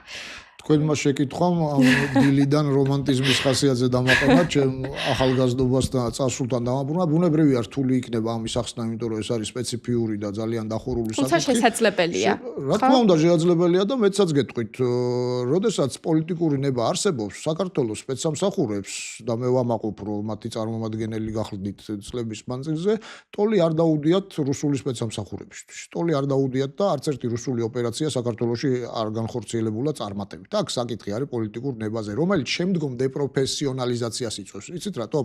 თუ სპეცსამსახური ორიენტირებულია პროტესტანტების დასჯაზე, მომიტინგეების დადგენაზე, სხვაგვარად მოაზროვნეთა, ასე ვთქვათ, გამოვლენაზე, მაშინ დღეღამეში ხო 24 საათია.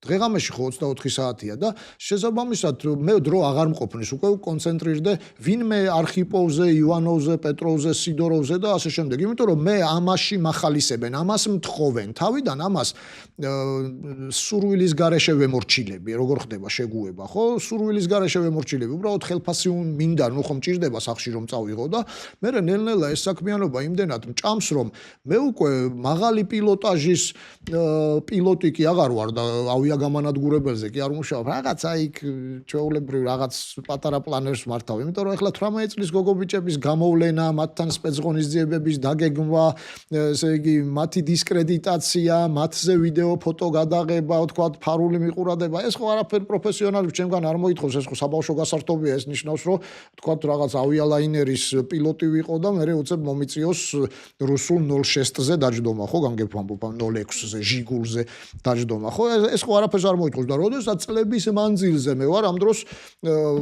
დამწყები ოპერტანამშრომელი და აი ამ არაპროფესიონალურ გარემოში მე პატარა გოგობიჭებთან ბრძოლაში ვიზრდები და ვხდები სამმართველოს უფროსი, დეპარტამენტის უფროსი, მნიშვნელოვანი პროექტების მესვეული და ამ დროს ჩემმა გამოცდილებამ დანახო ქვაზე ხახუნით ილესება, ხო, თუ ქვის ნაცვლად დანას პურს გაუხახუნებთ ან ყველს გაუხახუნებთ, ხო, არ გაიზრდება ოპერტანამშრომელი და მე უკვე ვიღებთ, რომ უკვე მასაში დეპროფესიონალიზაცია ხდება. გან არ არიან შერჩენილი 1, 2, 5, 10 პროფესიონალი, მაგრამ მათი განვითარების ის აღარ არის. მათ დავალება არის, რომელსაც ისინი შესწირავენ, თქვათ, 9 საათს თავისი დღისას განახორციელებენ ძალიან მარტივად. ამის საპირისპიროდ რო დაუბრუნდეთ, რა უნდა კეთდებოდეს?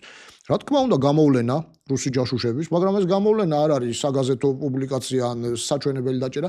თქვენ ალბათ გკითხავთ, ან მსმენელს გაუჩნდება შეკითხვა, მაშინ რა არის რომ დააკავეს ჩეხეთში, დააკავეს ნორვეგიაში, რუმინეთში? ეს არის დიპლომატიური ჩვეულებრივი თამაში. თქვენ დააკავებთ ჩემ ჯაშუშებს, მე უკვე გამოვლენილ ჯაშუშებს ზუსტად იმდენივე სარკისებურად გამოვიყვან და დავაკავებ და ძირითადად ხდება ხოლმე ასეთ შემთხვევაში, ხო, გამოვლენა საელჩოს საფარქვეშ მოქმედი რეზიდენტურების, რომელიც დადგენილი მყავს, ზუსტად ეს ადასტურებს აი ჩვენი მსჯელობის სინამდვილეს. მე გამოვლენილი მყავს ზეპირად ვიცი. და როგორც კი თქვენ ვინმე, ხო, მაგალითად რუსეთი გამოაძევებს ქართველ დიპლომატებს ან ამერიკელ დიპლომატებს, მაშინვე ამერიკის პრეზიდენტს დაუდებენ სიას ან სახელმწიფო მდივანს, რომ აი ჩვენთან არის ამა და ამ გვარის ადამიანები, იმათმა ხო 5 გამოაძევეს, ჩვენთან არის ასეთი 80 და მოდი გავაძევოთ 80 და ასეულობით გამოყარეს ვაშინგტონიდან, ხო, ომის დაწყების წინ და ასე შემდეგ. ეს დიპლომატიური დემარშებია ჩვეულებრივი, თორე ნამდვილი ჯაშუში ვინც ყავთ დადგენილი, მათი დაკავება ხდება უკვე, როდესაც სახელმწიფოს დაჭირდა, რომ ის დანაშაულამდე მიიყვანოს, გამოავლინოს. დანაშაული რა არის? გადაცემა საიდუმლო ინფორმაციის, ხო, თორე მე ხავ ზივარ და ინფორმაციას ვაგროვებ, რომ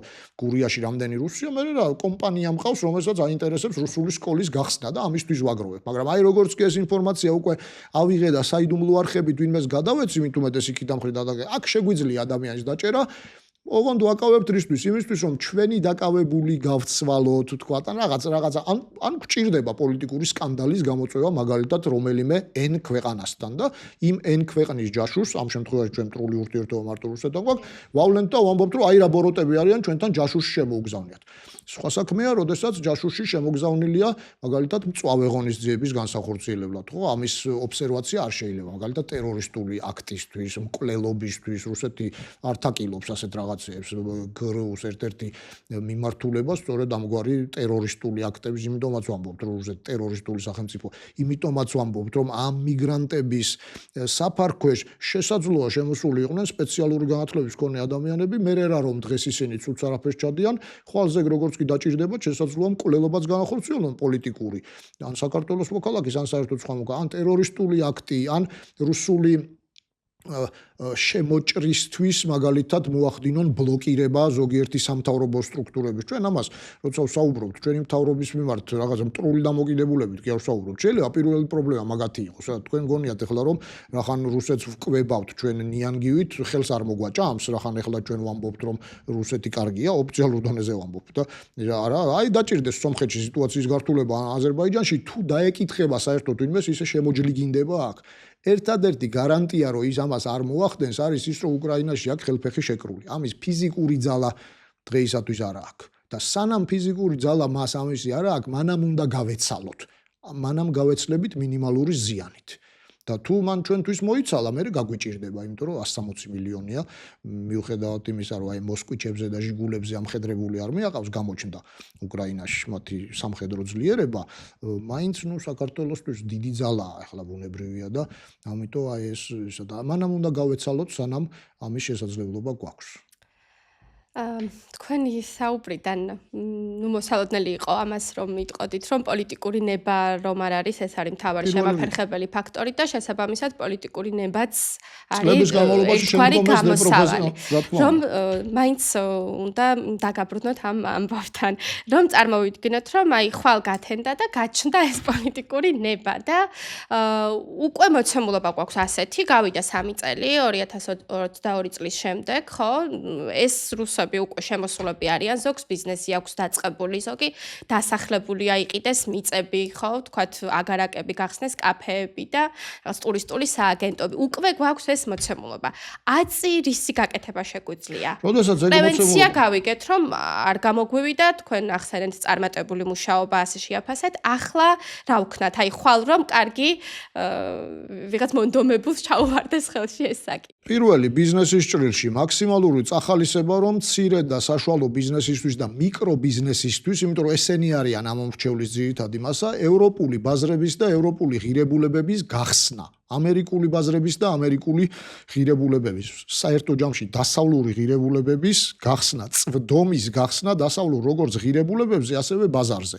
იმიტომ რომ ადამიანი რომელიც აწარმოებს ღვინოს, მან ეს ღვინო უნდა გაყიდოს, ეს არის საბაზრო ეკონომიკის პირობები. შენ ვერ ეხმარები ან არ ეხმარები მას დასავლური ბაზრების გახსნაში და ეხმარები რუსული ბაზრების გახსნაში. ხოლო რუსულ ბაზრებს მოყვება რუსული გავლენები, რუსული ნივთიერებაზე დამოკიდებულება, ფულია ამ შემთხვევაში ნივთიერება, რუსული ნივთიერება და რუსული გაგების, რუსული პანიაციების დამკვიდრება საქართველოში, რომელიც თავისთავად სახელმწიფოსთვის არის დამღუპელი, იმიტომ რომ ეს არის ქურდული ტრადიციები, ეს არის დანაშაულებრივი კლანების შეზრდა სახელმწიფოსთან, ოლიგარქიები და ასე შემდეგ, ასე შემდეგ თეორია შეიძლება არ აინტერესებდეს დიდად მსმენელს. ეს არის ერთი საკითხი. მეორე საკითხი, რუსული სახელმწიფოს მისწრაფებების გაცნობიერებაში უნდა დავეხმაროთ ადამიანებს, რომლებიც ხელგაშლილი ხვდებიან რუსებს, მხოლოდ იმიტომ რომ შეიძლება თვეში ეს იყოს $1000, $2000, არ ვაკნინებ, ვიღაცისთვის შეიძლება $100 იყოს, ვიღაცისთვის 10000, მაგრამ აი ამ მომრჩეველთა ამ ძირითად მასას უნდა ვესაუბროთ. ჩვენ რა საფრთხეები შეიძლება მოყვეს რუსულ აი ამ უსისხლო ოკუპაციას და მესამე და მნიშვნელოვანი იმის ახსნა, რომ სწორედ აი ეს უსისხლო ოკუპაცია მიგვიყვანს სისხლამდე. რუსეთი ჰიბრიდულ ომს იმიტომ კი არ აწარმოებს რომ რაღაც კეთილი განწყობა აქვს საქართველოს მიმართ, იმიტომ აწარმოებს რომ ოკუპაციისთვის, შემოჭრისთვის შექმნას პირობები და რუსეთი არ მოქმედებს არასდროს განწყობებით, თქვათ რომ ეს მთავრობა ჩემთვის კარგია, ის მთავრობა ცუდია. რუსეთი მოქმედებს საკუთარი ინტერესებისთვის, როგორც კი დააინტერესებს, მაშინვე ტანკებს გამოიყენებს და იქ არავინ აღარ შეხედავს შენ ვინმე არ ქიპოვებთან, უტრირებულად ვამბობ, კარგ ურთიერთობაში იყავი თუ ცუდ ურთიერთობაში იყავი. ამის მაგალითი რუსეთში ყოველ დღე ჩანს. ვისთან როგორი ურთიერთობა გქონდა, ეს არ გაიჩიო. რუსეთი იმოქმედებს საკუთარი ინტერესების შესაბამისად. ამიტომ ჩვენი ინტერესები ახლა რა არის? ჩვენი ინტერესები არის დასავლეთში მაქსიმალურად ინტეგრაცია, იმისთვის რომ შევქმნათ ფარი რუსეთისგან თავდაცვის. ახლა პოლიტიკურ ჭრილში რომ გადავიტანოთ ეს ყველაფერი, როდესაც ევროპის ქვეყნების საგარეო საქმეთა მინისტრების სხდომაზე ირჩევა საქართველოს სანქცირების საკითხები და საქართველოში დემოკრატიის უკუსვლა. დავანებოთ თავი დამსახურებულად ირჩევა თუ დაუმსახურებლად ირჩევა. ამ ფონზე ხომ არ შეიძლება იგივე მინისტრებმა განიხილონ მაგალითად ქართველი მეღვინეებისთვის ან ქართველი რაღაც სამკაულების წარმოებლებისთვის ევროპის ბაზრებზე შესვლის საშუალება. ეს ხო არ არსებობს, ასეთი კომუნიკაცია მათთან ხომ არ არსებობს, როდესაც შეზღუდულია ჩვენ ოფიციალურ პირებთან, მათ შორის ეკონომიკის მინისტრთან, ფინანსთა მინისტრთან დავანებოთ სუსტ და დაზვერვას თავი, ხო? ნებისმიერი კომუნიკაცია ახლა ხომ შეზღუდულია მაღალი დონის შეხვედრები, ხო?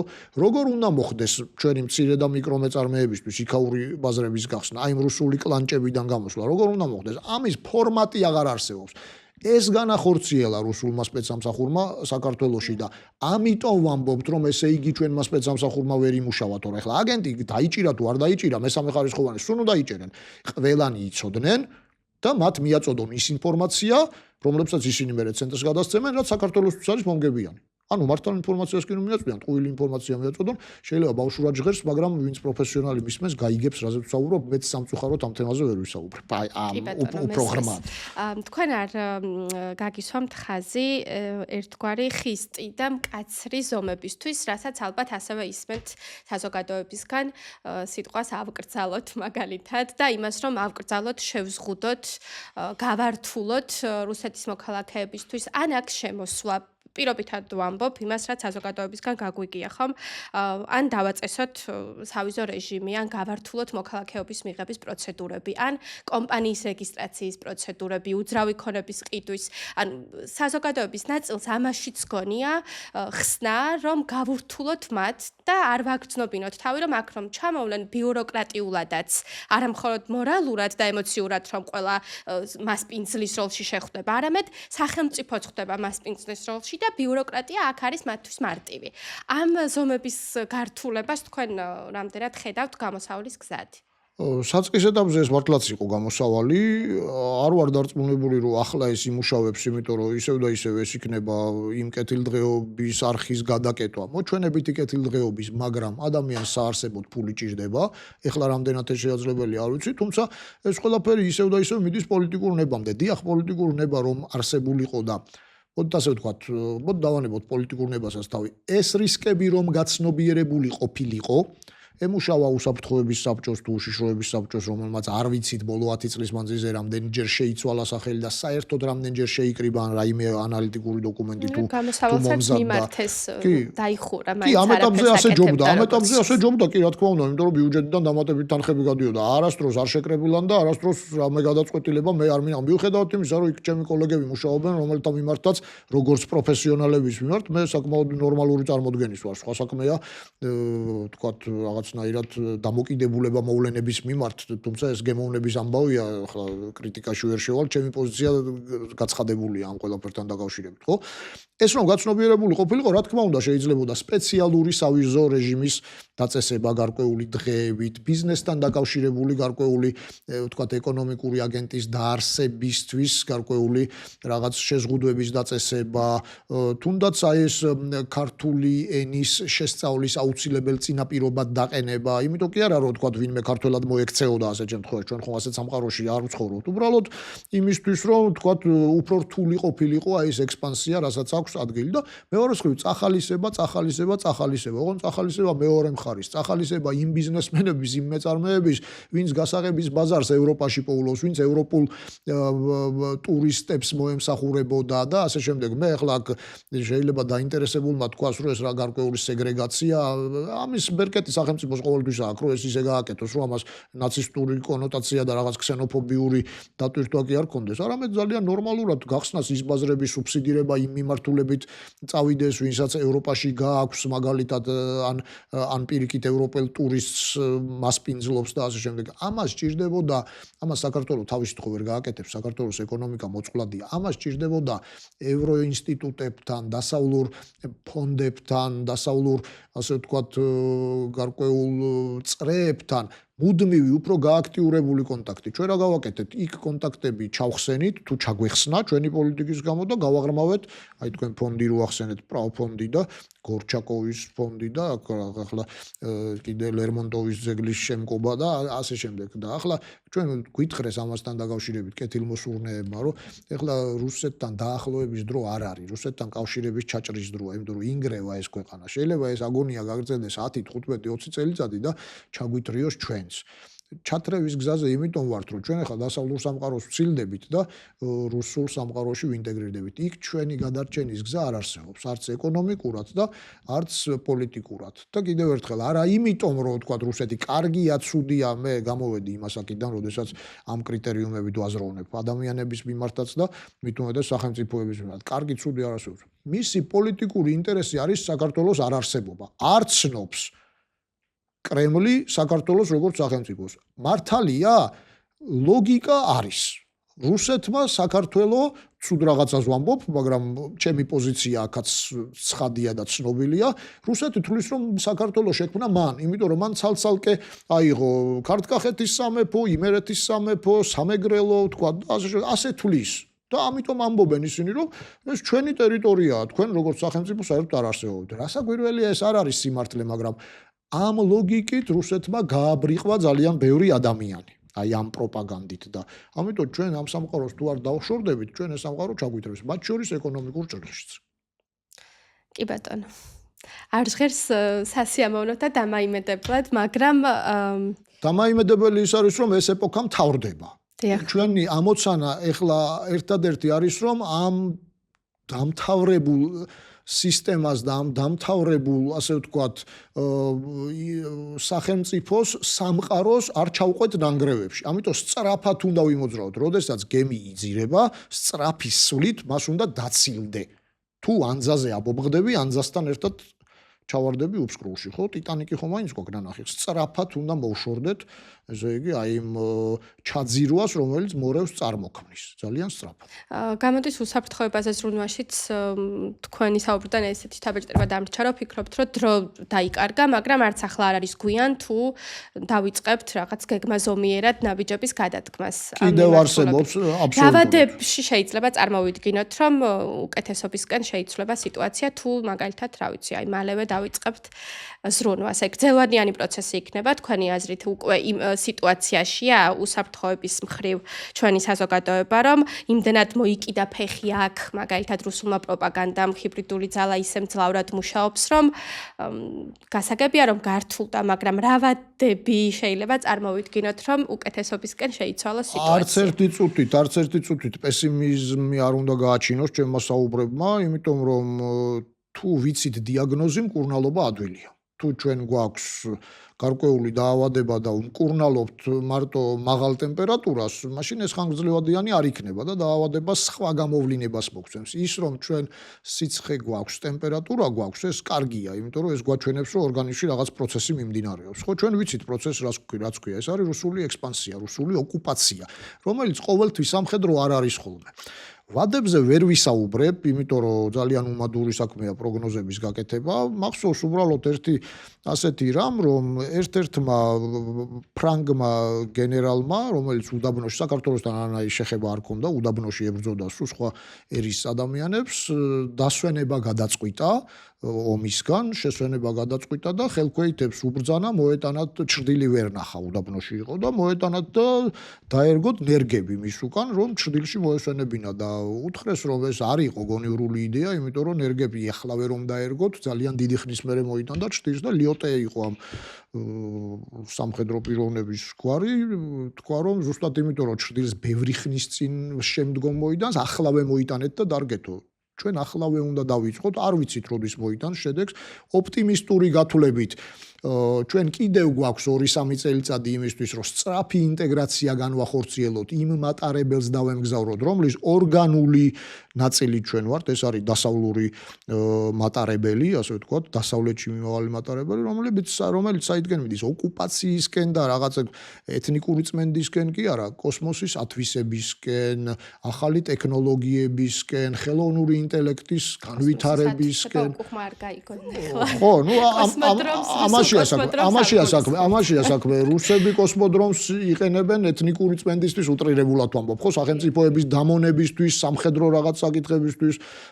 დასავლური სამყარო დიდი ხანია მოეშვა უკვე. ამ პრინციპში ერთადერთი რაც დასავლურ სამხედრო მანქანას ისევ გაძლიერებისკენ უბიძგებს არის რუსული ეს ექსპანსიური პოლიტიკა, თორე დასავლეთ საერთოდ დავიწყებული ქონდა სამხედრო განვითარება ევროპას ყოველ შემთხვევაში, ხო, სამოქალაქო ჟდებდა ინეფურს და ეს არის მისი ერთადერთი პრობლემა.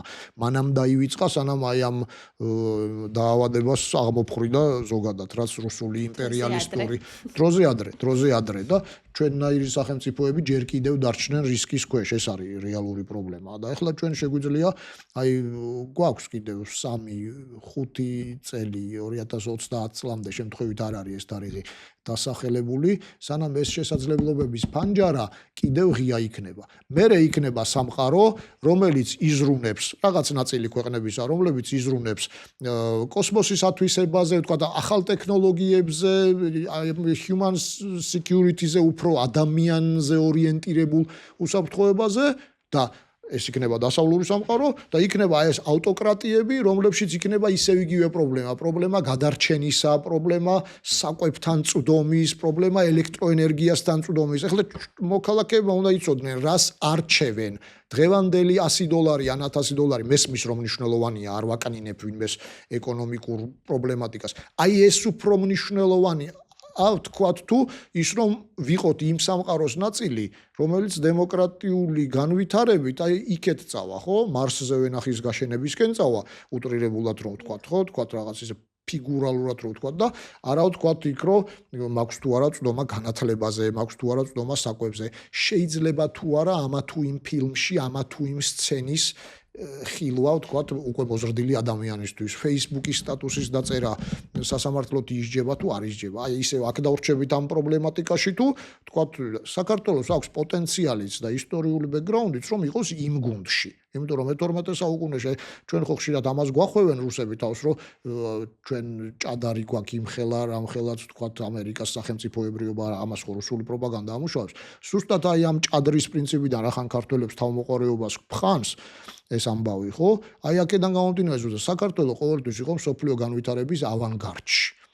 აღორძინება ჩვენთან დაიწყო რენესანსიც, ხო?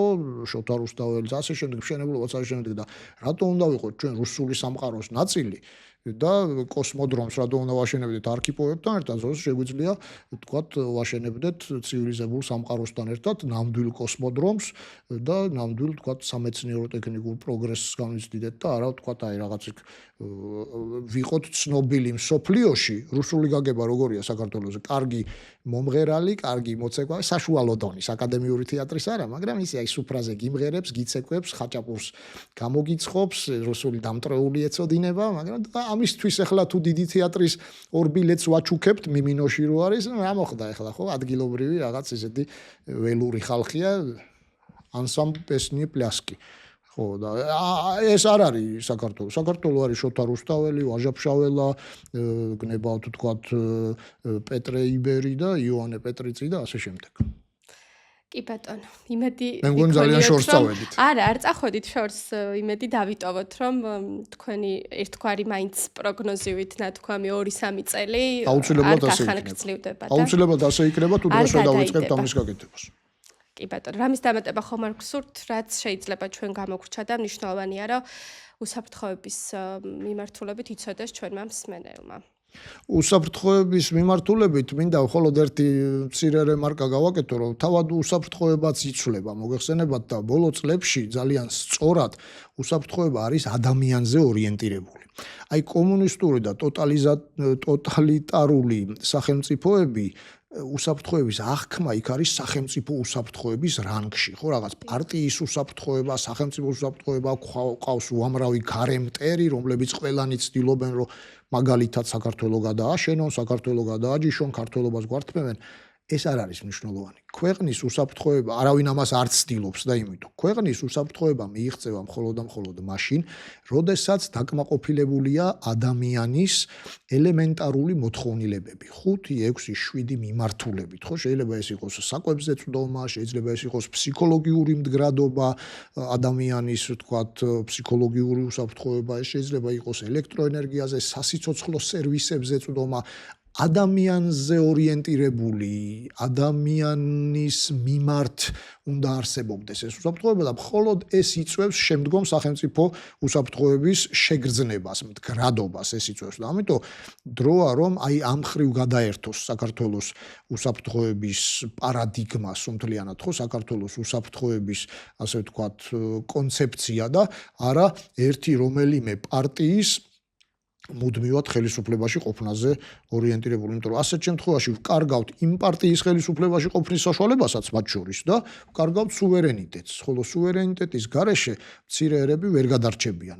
ეს სუვერენიტეტს ჩვენ ევროკავშირი კი არ გვართმევს გარკვეული მომენტების დელეგირებით, რასაც ჩვენ ევროკავშირში შესვლით მივაღწევთ. არამედ სწორედ აი ეს რუსული ექსპანსია გვართმევს სუვერენიტეტს და თან ამას გვაწოდებს გარკვეული სუვერენული დემოკრატიის სახით, რომელიც ბუნებაში ცხადი არ არსებობს. რახან ადამიანი ახსენეთ ერთი კითხვაც მაქვს სავარაუდოდ ბოლო და აღარ მოვაცდენთ მაყურებელს ესეთ თემა არის რომ ალბათ საათობით შეგვიძლია ამაზე მსჯელობა და რჩევების მიცემა, მაგრამ თქვენ ჩვენი საუბარით ამით დაიწყეთ რომ მხოლოდ სახელმწიფოების ვალდებულება და პრეროგატივა არ არის უსაფრთხოებაზე ზრუნვა. აი რაიმე რჩევა თუ გექნებოდათ თუნდაც ძალიან მარტივი და გულწრფელი იმ ადამიანებისთვის, ვინც არაერთხელ ვახსენეთ რომ აი თუნდაც საერთოდ სადარბაზოში ვის მეზობლად გადმოცხოვრდნენ რუსები, რომლებიც ბრაზდებიან იმაზე, რომ ლიფტში გაკრულია მაგალითად უკრაინის დროშა. ან რაღაცა ვთქვათ პუტინ ხუილო განცხადებები და ამ ადამიანს ყოველდღე ხვდება ლიფტში ახალი გაკრული, ისევ ჩამოხეული და ეს ადამიანი ბრაზდება. აქვს რაიმეს აზრი ან ამ რუსებთან კომუნიკაციას, მცდელობას, რომ ისინი რაღაცნაირად გადმოიბირონ აქეთ მხარეს. აი რა არის იმ ადამიანისთვის რა არის გამოსავალი? მას ხომ არ მიუწვდება ხელი სახელმწიფო უსაფრთხოების სისტემის ბერკეტებთან და აი ადამიანებმა რა უნდა გავაკეთოთ რიგითმა? იცით ადამიანის გაბრაზებას არასდროს არ მივესალმები ხოლმე, ბუნებრივია, მაგრამ ჭეშმარიტება უფრო მაღლა დგას. ამიტომ საგანს თავის სახელი ყოველთვის უნდა დავარქვათ. უკრაინა არის ჩვენი პარტნიორი ქვეყანა, იგივე მდგომარეობაში ვართ, რაშიც უკრაინაა. ჩვენ უფრო ადრე ვიყავით ამ მდგომარეობაში, ამიტომ უკრაინის მხარდაჭერა ბუნებრივია ადამიანურ დონეზე ძალიან ნორმალური და ჩვეულებრივი მომენტია, სავალდებულოც კი მე ვფიქრობ საქართველოს მოსახლეობის მხრიდან. ეხლა რაც შეეხება რუსებთან კონტაქტს, დიახ, სწორედ მანდ გადის ზღვარი ქსენოფობიას და სახელმწიფო, რა თქმა უნდა, კონტაქტი უნდა არსებობდეს, იმიტომ რომ როდესაც ის ზემოქმედებს შენზე, შენც ზემოქმედებ მასზე. ხო, ფიზიკის კანონია მარტივი, ვთქვათ, ძალიან ისე ხო, ყველა ძალას თანაბარი და ვთქვათ, საპირისპირო მართული ძალა აუდგება წინ, ამიტომ რა თქმა უნდა საუბრებში შესვლა და ჩვენი სიმართლის დამტკიცება და თქმა, მათ ეს ძალიან კარგად იციან. უბრალოდ ამას მე უბრალოდ ფარად იღებენ ხოლმე, რომ ჩვენ თითქოს აფხაზებს ვავიწროვებდით, იკოსებს ხოცავდით, ეს ხო სისულელეა რუსული კგბ-ს შექმნილი მითები, რასაც მოემსახურა სხვადასხვა ჩვენზე განხორციელებული აი ეს 2008 წლის აგრესია და ოკუპაცია და რასაც ახლა უკრაინაში აკეთებს, რომ თითქოს ჩვენ უკრაინელები რაღაც ფაშისტური მოტივებით, რომ რუსებში გააღრმავოს ის ეგრეთ წოდებული დიდი სამამულო ომის, მეორე მსოფლიო ომის ალუზია, რომ თითქოს რუსეთი ებრძვის ფაშიზმს და ნაციზმს და ქართველები და ვთქვათ უკრაინელები ამ ნაცისტური მისწრაფებებით არიან გამსჭვალულები, ეს სიმართლე ყველგან უნდა უთხრათ, მით უმეტეს ადამიანს, რომელიც ჩვენ სადარბაზოში ცხოვრობს, ხო? კი ბატონო, ნუ დაარქმევს პუტინს იმ სახელს, რასაც პუტინი ნამდვილად იმსახურებს, ნუ იტყვის ახლა ეს ჩვენი პრობლემა არ არის, მაგრამ იცოდეს საქართველოზე რეალურად რა ხდება, ნუ ვიქნებით მათთვის ხაჭაპურის მცხობელი ერი. მე ეს საკითხი ევროპაშიც კი მაღიზიანებდა, როდესაც საქართველო ძალიან ჩამორჩენილი ქვეყანა იყო სამწუხაროდ არასტაბილური 97-98 წლებში პირველი სამსახურებრივი მივლინება როდესაც მომიწია და როდესაც იქ საქართველოს იცნობდნენ მხოლოდ ხაჭაპურით და ხინკლით. ეს ძალიან საწყენი იყო.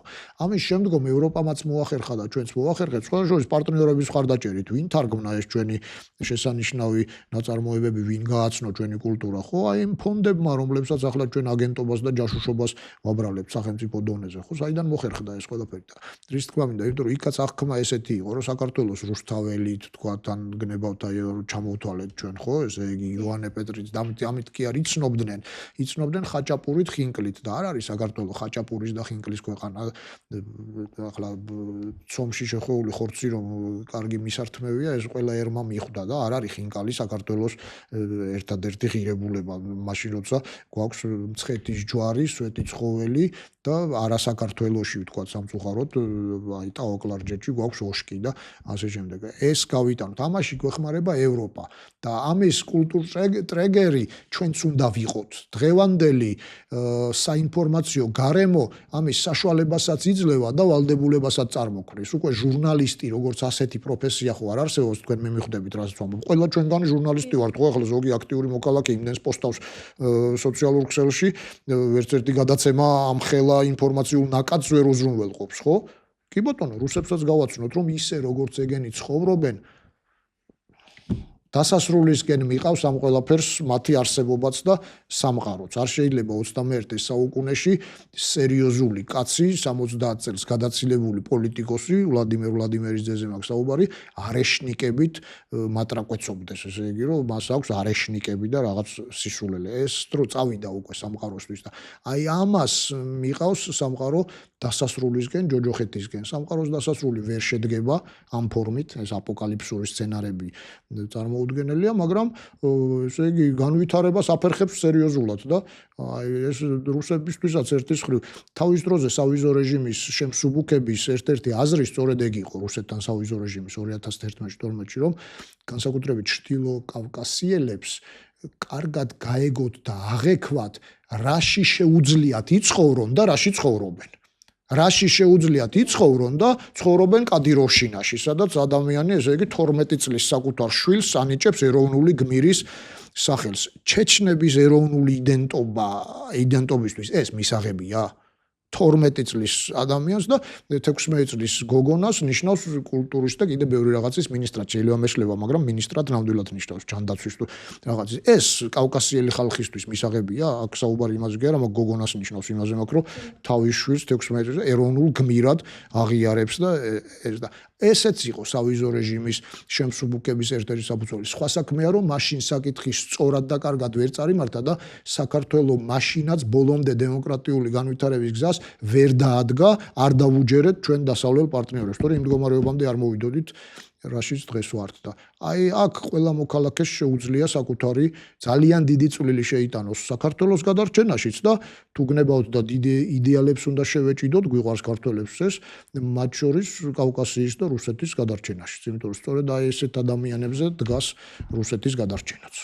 კი ბატონო, მოკლედ კომუნიკაციაც ერთ-ერთი გამოსავალია, რასაც ერიდება ბევრი და ალბათ ისიც რომ სტუმარ მასპინძელის ქვეყანა რომ ვართ, ცოტა ხანი დავივიწყოთ ამ კონტექსტში. სტუმარ მასპინძელი არასწორად გვაქვს წაკითხული, ესეც რუსეთის ბრალია. სტუმარ მასპინძლის გასაღები იქ არის, რომ ესე იგი ზვიადაურმა ოჯახის მასპინძელს ჩააბარა იარაღი და დაუცველი იყო და აქ იარაღი და კოსმოდრომით შემოდიან. ეგ ცოტა სხვა საქმეა. კი ბატონო. ძალიან დიდი მადლობა. საინტერესო იყო თქვენთან საუბარი და იმედია ჩვენი მსმენელისთვის და მაყურებლისთვისაც იყო სასარგებლო ის რჩევები და გამოსავლის გზები, რომელიც აქ კი ვიმსჯელეთ, მაგრამ იმედია, რომ ვის ხელშიც არის გადაწყვეტილების მიღების შესაძლებლობა, ის ოდესმე ადრე თუ გვიან გამოიყენებს მოკლედ და იმედია უფრო ადრე. ძალიან დიდი მადლობა, ვინც ბოლომდე გვისმინეთ, გამოიწერეთ ჩვენი YouTube არხი და დაელოდეთ პოდკასტ აი გამოსავალის მორიგ ეპიზოდებს. მადლობა.